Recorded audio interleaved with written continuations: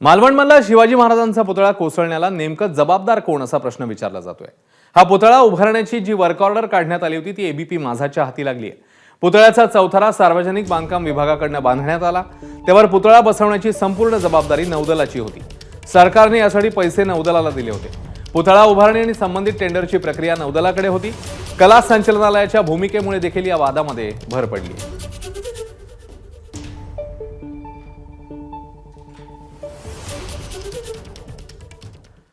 या पुतळ्याची कुठल्या बाबीची जबाबदारी कुणाकडे होती ते पाहूया।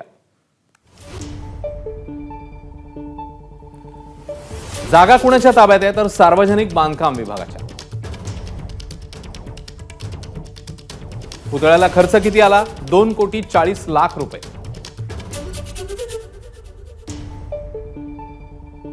पुतळ्याचा खर्च कुणी केला? सार्वजनिक बांधकाम खात्याने 2,40,00,000 रुपये नौदलाकडे वर्ग केले।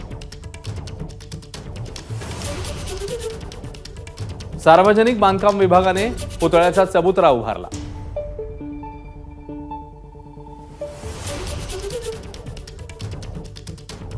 प्रत्यक्ष पुतळ्याची जबाबदारी कुणाची होती तर ती होती नौदलाची।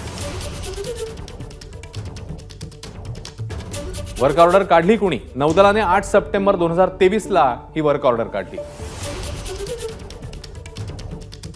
साधारणतः पुतळ्याला किती वेळ लागतो तर साधारणतः 3 वर्ष इतका कालावधी या पुतळ्याला लागत असतो। नंतर संबंधित पुतळा किती वेळात बनला तर तो बनला 3 महिन्याच्या आत। कला संचालनालयाने किती फुटांची परवानगी दिली होती तर ती परवानगी होती 6 फुटी पुतळ्याची। नौदलाने किती फूट पुतळ्याची ऑर्डर दिली? 35 फूट पुतळ्याची।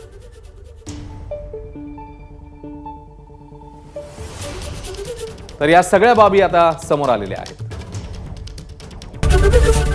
एबीपी माझा, उघडा डोळे बघा नीट।